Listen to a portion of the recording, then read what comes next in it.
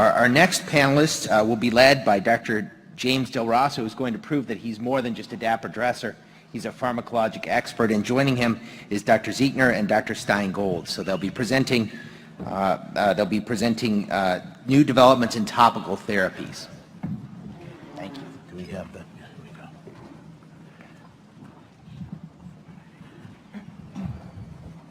Okay, why don't you go there?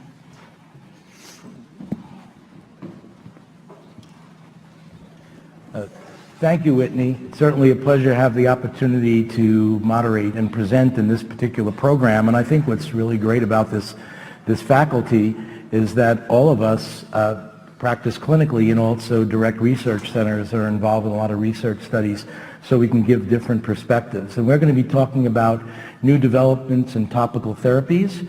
And we will start with, you can bring up the next slide because, okay. Topical therapy with corticosteroids, where are we today? Dr. Stein. Okay, thank you. What a pleasure to be part of this unique system where we're really broadcasting everywhere.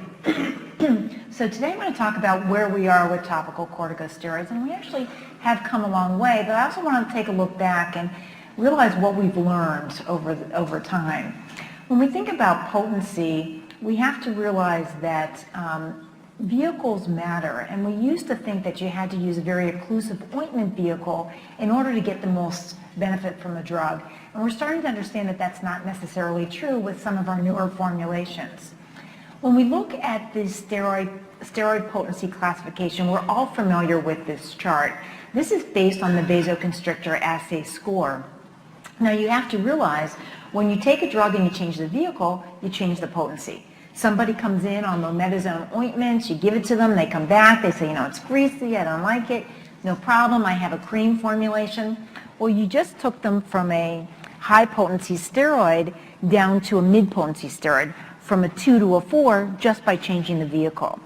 And then you can't necessarily predict how a drug is going to perform when you pick a particular vehicle. For instance, when you give somebody a spray formulation, desoxymethasone, we know it in the cream and an ointment.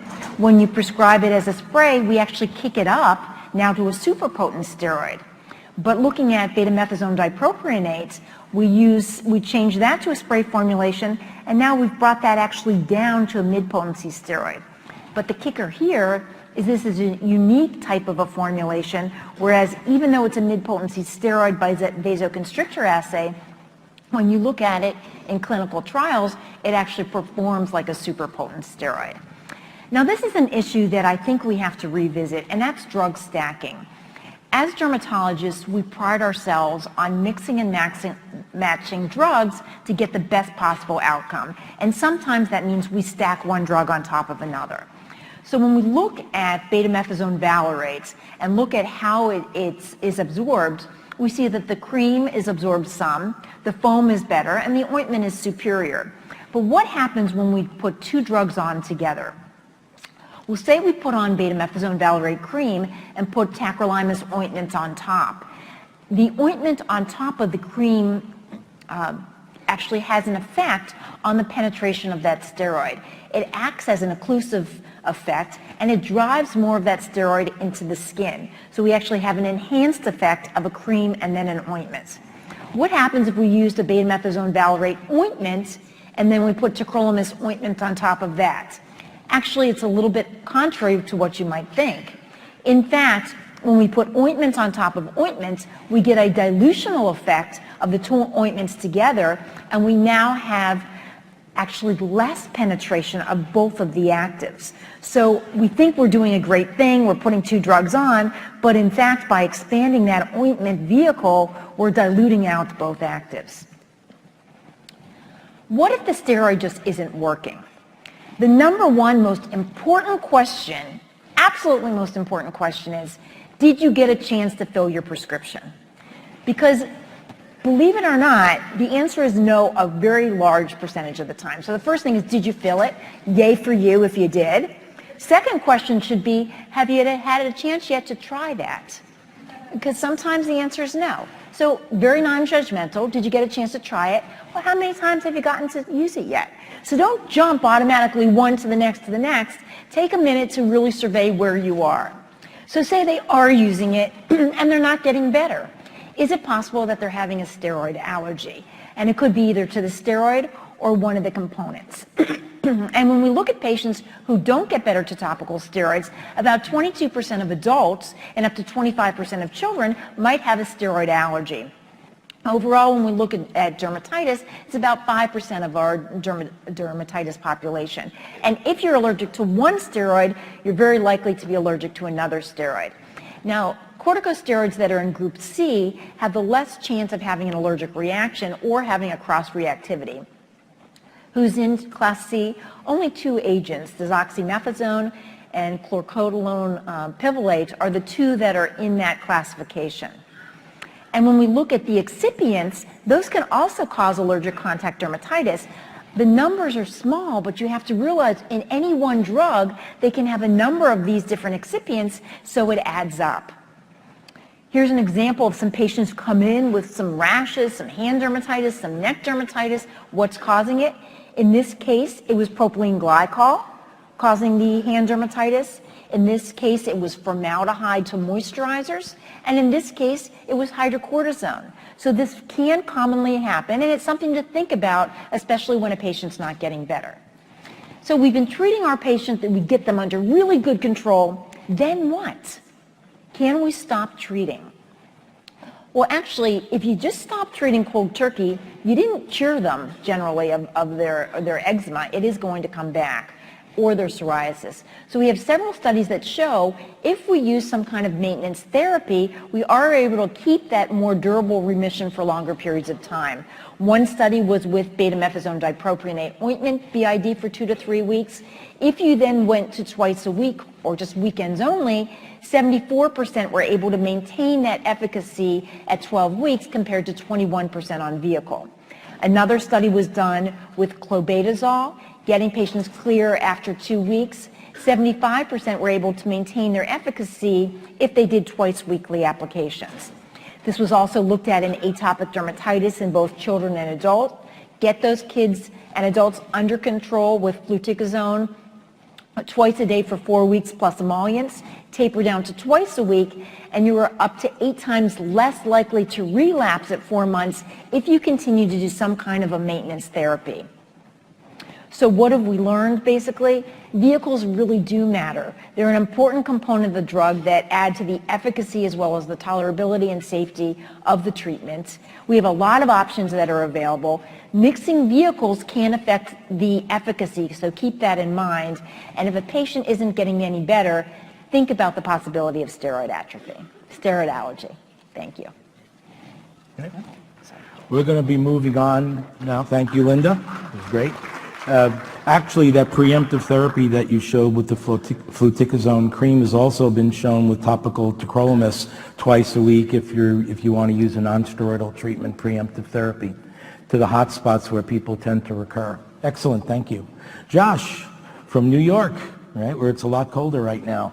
You're going to be talking to us about acne medications. Sure. So. Thanks so much, everyone. Was this? I guess next slide. I don't think this is working. Oh, here we go. By way of disclosure, I do work as a consultant, advisory board member, speaker to a variety of companies that make acne medications. And let's talk about the acne pipeline. It's a really, really exciting time for acne right now because there actually are new drugs that are coming to the market. So we have some new topical retinoids from Ortho and from Galderma, some new topical antibiotics, and some drugs that are working in totally new and novel mechanisms. But that's great, coming in the future, but we don't have them right now. So instead of talking about that, let's discuss ways that we actually can optimize the tools that we have at our disposal right now. Many of you may have seen this chart before, and it looks really complicated. And what I want you to focus on is that top left corner where I've circled. And the point here is that with the exception of the most mild comedonal acne, the current guideline recommendations are to use combination therapy to treat our acne patients. And hopefully most of you in the audience and watching this live streaming are doing that. Why combination therapy?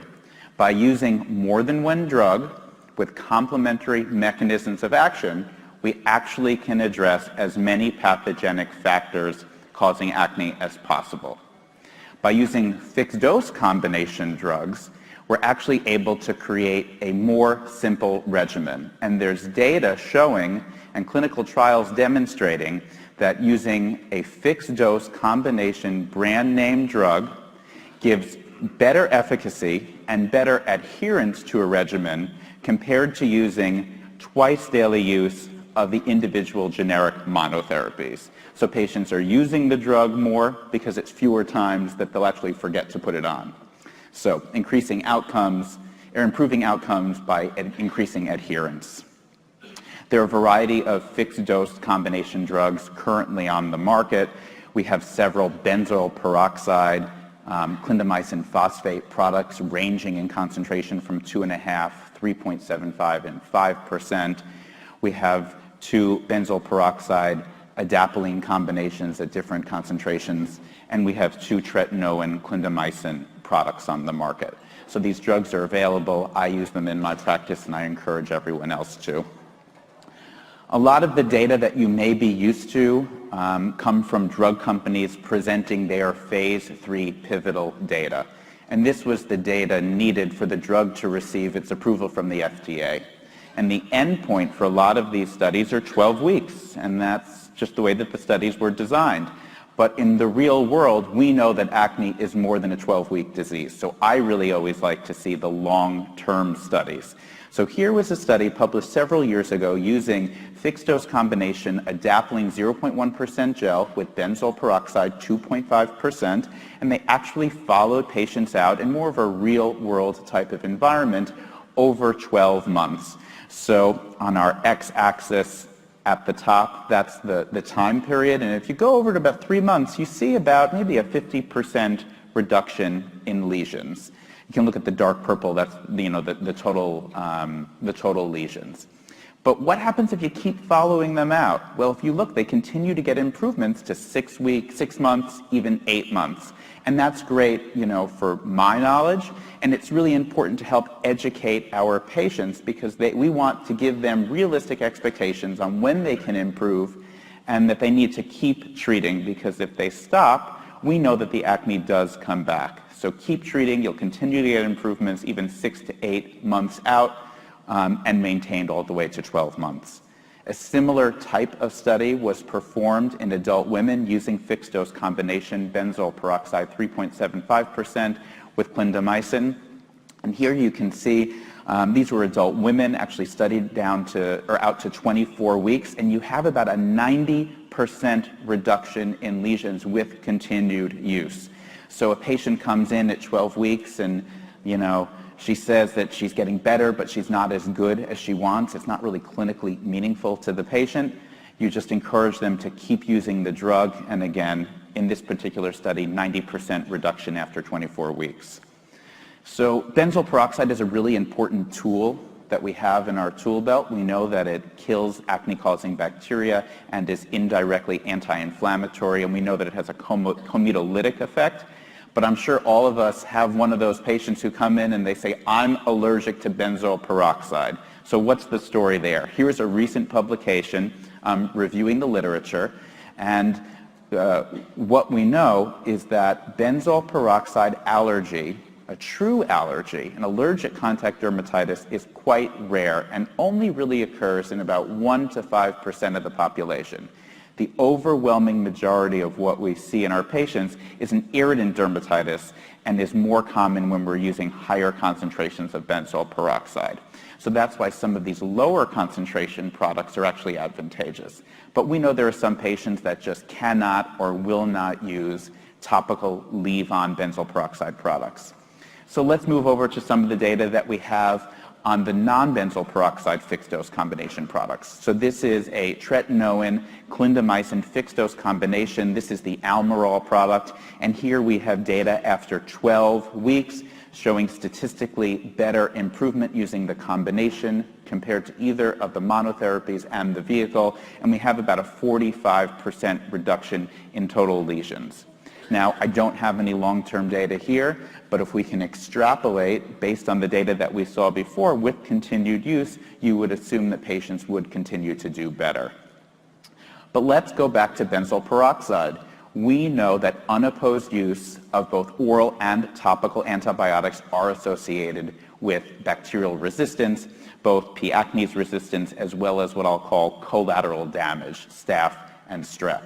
And using benzoyl peroxide is really important because it is directly toxic to the bacteria and it prevents the development of that bacterial resistance. It can be used in a variety of different ways, and if someone is intolerant to a leave-on, consider a short contact therapy or a cleanser. But in my mind, the way that I actually describe cleansers is as a short contact therapy. The cleanser needs to be left on the skin for an appropriate amount of time to allow it to penetrate into the follicle and exert its effect. So the practical tip that I give my patients, apply the cleanser, sing the alphabet, then wash it off.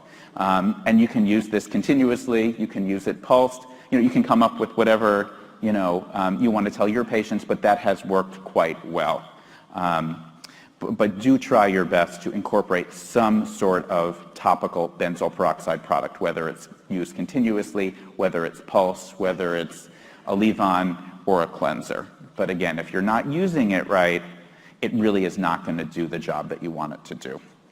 And then just in conclusion here, just take-home points that I want you to bring back to your practices. Just know, again, very exciting times for acne because we have several new drugs in the pipeline that should be coming within the next few years. But for now, remember, combination therapy really is the standard of care. And despite the 12-week data that your drug rep may be telling you, patients do get continued improvement with long-term use.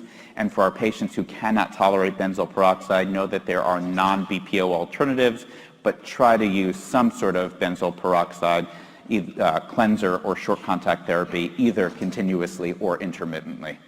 Thank you. Thank you. Josh, just to mention, and I know because I was involved with the poster, it wasn't published, so it's not routinely available, but with the tretinoin and clindamycin, there was a long-term study, and it was interesting. Most of the patients were not utilizing benzoyl peroxide because they had to evaluate the tretinoin and clindamycin, and they still had continued efficacy over the 12 months. So it was actually a very interesting study, but you're right, the long-term is very important.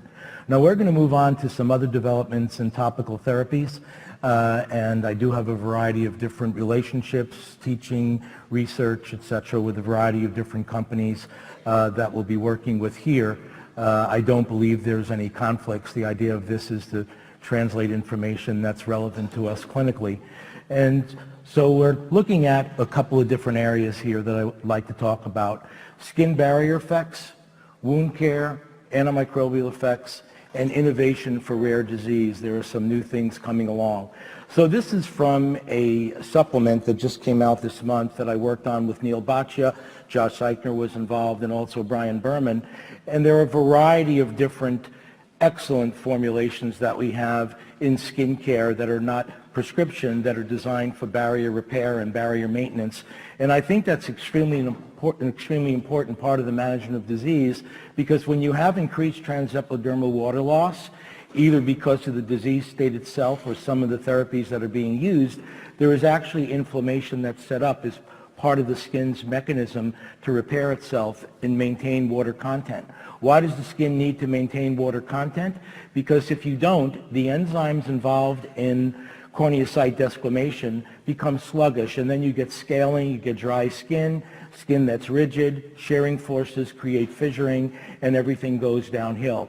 This is with one particular group of products that's under the name of Skin Fix. They utilize a significant number of what they call selected natural ingredients, and Dr. Baccia and I worked on putting together some of those ingredients, in those formulations, along with Josh helped and also Brian. So that information's available to you. But they did look at a couple of different areas, and in one study, they compared in patients with mild to moderate, sort of low-end moderate atopic dermatitis. So we're not talking about severe atopic dermatitis. they compared their eczema balm twice a day with hydrocortisone 1% cream in adult subjects, and they showed that the results were relatively similar in terms of the clinical outcome. The hydrocortisone was a little bit faster, but the patients did well with both, and we certainly know that even with the low potency topical corticosteroids, we don't want to be using those indefinitely. So the skin care becomes very important. They also looked at keratosis pilaris, which is obviously very frustrating to us in clinical practice, where it was a split part of the body. So one side was actively treated, whether it was the arms, the thighs, or both, versus another side that was not treated with the keratosis pilaris cream twice a day, which actually has some ingredients that work like salicylic acid. They create desmolysis, and the keratin dissolves away is the mechanism of that. And they actually showed benefit in many of the features of keratosis pilaris on the treated side versus the untreated side. So here's an example of one of the patients. This is on the left arm untreated, okay? And you can see before and at the final visit 2 weeks later. And here on the treated side, you don't always have an effect on the surrounding erythema if there's follicular erythema surrounding, which is common in keratosis pilaris in many cases, but the roughness was significantly improved in many of the patients. Now we're moving on to another formulation. This is benzoyl HP, and there's actually been some interesting studies that have been performed on this particular formulation. It contains oak bark extract. There's a source of salicylic acid, and benzoyl told me that if you just put this on in any concentration, you're going to see kill of microorganisms. And here you're seeing MRSA and Pseudomonas aeruginosa, and told me that it just happened regardless. I'd be more skeptical, but now you're showing me that you have a concentration effect. It seems to be more of a real antimicrobial effect. And now moving on to hypochlorous acid formulations, there are several of them. Antimicrobial properties have been looked at, and this is specifically looking at the components that you would see in products like Alevicin or Sebuderm and some of the others that are out there. And this was a study in the stabilized gel where they tested it on the forearm of volunteers, and they actually did inoculations of Staphylococcus aureus, and they repeated this so they could see if it happened multiple times versus on one occasion, and they did show significant suppression of Staphylococcus aureus. Now, the hypochlorous acid products that are out there, if you look at their actual inserts, you can see that the antimicrobial effects were studied basically with that as a preservative in the bottle.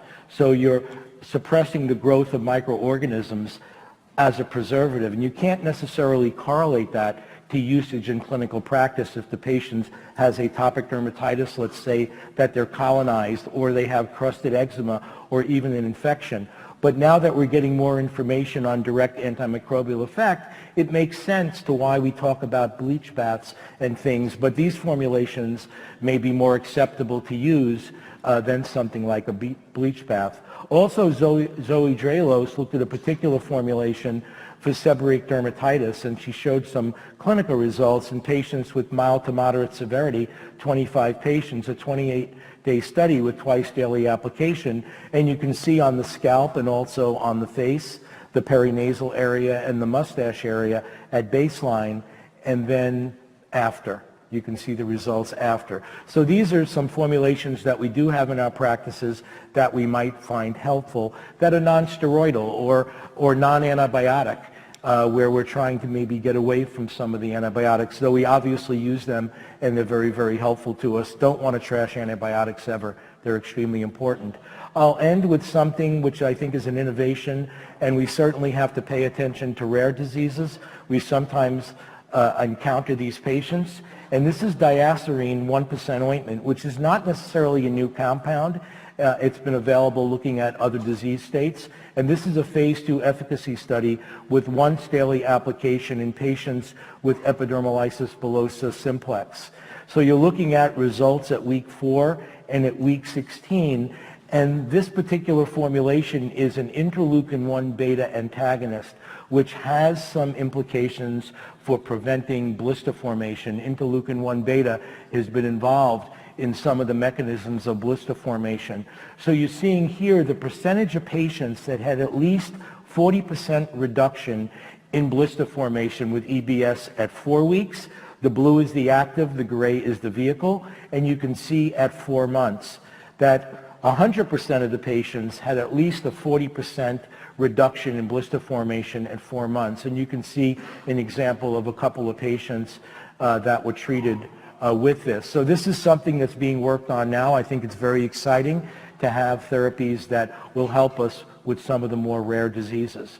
And that's all I have to say about that, and we'll turn over to some questions. And I actually did have a question that I'd like to bring back to the group that someone asked me shortly before this, and it's on management of truncal acne, what are some of the topical agents that we have. And I know, Linda, you talked about this the other day, and I also did, on the short contact with the 9.8% foam and the short contact and how to use it, because the trunk, the cleansers don't work as well on the trunk with P. acne reduction. Can you bring people up to date on that? Yeah, and I think this is just a really important point to bring home, because a lot of us like to use cleansers.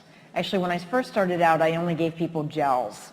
And then when I had my own kids who had acne, I realized if I can give you a cleanser and have something that's going to be in the shower, you might actually use it. And in my house, we go through tons and tons of benzoyl peroxide. I even use it. But the problem is, if you just use the benzoyl peroxide as a wash, that means you throw it on, you breeze it by, and you wash it off. It's probably 1, 2, 3, maybe 4, 5 seconds. It doesn't work. And we have studies, and Jim, you were involved in, this was a key study showing this does not work. In order to get any efficacy at all, it has to have some contact time. So you have to kind of change the terminology. As opposed to saying a wash, and Josh, you brought this up, it's really short contact therapy. So they have to leave it on even for a few minutes in order to get the efficacy. So if you explain it to them as short contact as opposed to wash, and the other issue is, just because you use a wash doesn't mean it doesn't bleach. So I have a whole collection of pictures of towels that are all bleached out from college because the benzoyl peroxide wash. So we have all white towels. And I know you have a picture of which kid and whose towel it is, Right, because you have a whole collection. A whole collection. But I think what's really important is in the study, higher concentrations are needed on the trunk. The follicles are much further apart, so you need high concentrations. And what was studied was the 9.8% foam. It didn't work nearly as well with 5.3% foam, left on for 2 to 3 minutes to moisten skin, and then washed off. But if you can't get that formulation and you're having the person use a wash, we're talking specifically about the trunk, have them get a 10% and at least leave that on the skin for 2 to 3 minutes or 4 minutes if they can, and then shower it off. Josh, do you have anything that you want to add for truncal acne? Yeah, I think the most important thing to do is ask the patients whether they have acne on the chest or the back and actually take a look. There's data showing that up to 50% of patients with facial acne also have acne on the chest and the back, and unless you're asking, a lot of patients may actually be embarrassed, or they may not even bring it up to you. Nobody asks about it, they don't mention it, or the focus is on the face. And I know that the day is really busy, everyone's trying to get through to the next patient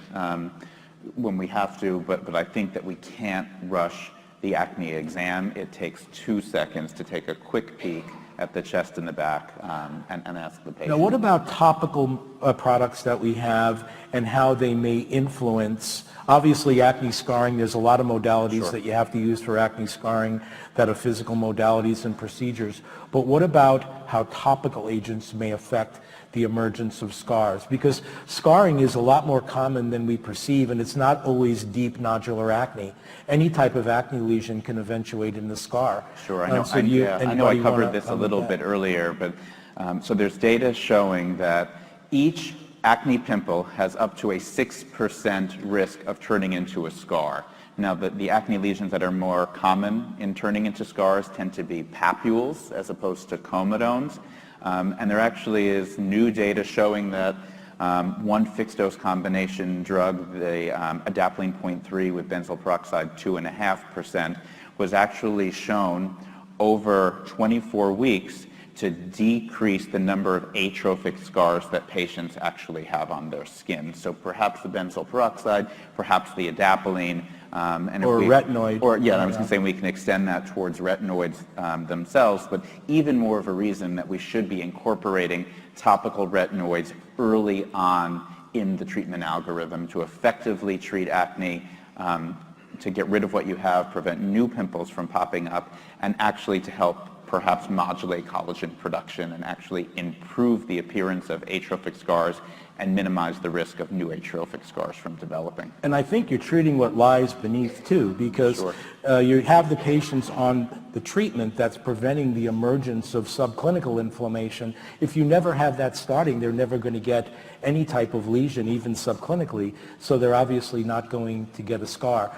Just another comment about truncal acne. We have formulations, topical formulations. We're often using orals because we get concerned about the diffuse area, but we have data with tazarotene foam. We now have data with dapsone 7.5% gel and even azelaic acid 15% foam, which is approved for rosacea, but there is data on management of acne.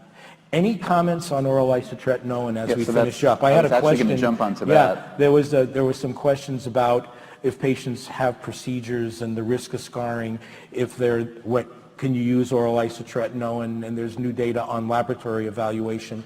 Do either of you want to address any of that? You want to take it? I'll go for it. Well, there's new data on procedures. We have always told patients that you have to wait at least 6 months before you have any type of a procedure. I'm not a cosmetic dermatologist. I don't do a lot of procedures, but I think there's some new data calling that a little bit into question. Yes, it was actually in JAMA Derm. It's an article worth having. I was involved in it, but Leah Spring is the first author. She did a great job and collected from a lot of people, did as evidence-based as we could. If you're doing very deep procedures like full-scale deep dermabrasion or a phenol peel or something like that, the data is not as clear. But if you're doing simpler procedures, and you're doing like laser hair removal or very superficial procedures, there does not appear to be any risk of scarring. Yeah, I do a lot of fractionated resurfacing procedures in my office, and as I'm sure all of you know, the acne itself is very bothersome, and the marks and the scars are perhaps even more bothersome, and a lot of patients are anxious to have their laser procedures after finishing an isotretinoin course. Now, what about the new data with laboratory evaluation, where if you have patients on oral isotretinoin and you're monitoring, pregnancy tests obviously have to be done on schedule, but if you have patients that you're testing for, let's say, triglycerides or hyperlipidemia, that even liver enzyme elevations, which are rare, that you're going to find everything within the first 8 weeks, and you don't see much difference after that. So maybe we're sticking people too often for laboratory tests. And has that changed your practice at all? Because that was fairly large-scale information. Yeah, it's great to have evidence-based data. And this is really good evidence-based data that we don't have to do as much monitoring as we have been, and we can feel fairly confident after 8 weeks if things are going well. Right. I know with triglycerides that was certainly the case, and even liver enzymes, and occasionally you get changes in the blood, the hematology parameters, but they're usually very, very low. My only exception is if there's a dose escalation. So as long as they're on a stable dose and you follow them out for the first 8 weeks, things are stable, you assume that the triglycerides are set. But there are times where I do escalate patients. I have patients come in. If their lips aren't dry and their skin isn't dry, then maybe they're not absorbing the drug the way that they should be. Yeah, you establish that they're taking it, and then they're still, exactly.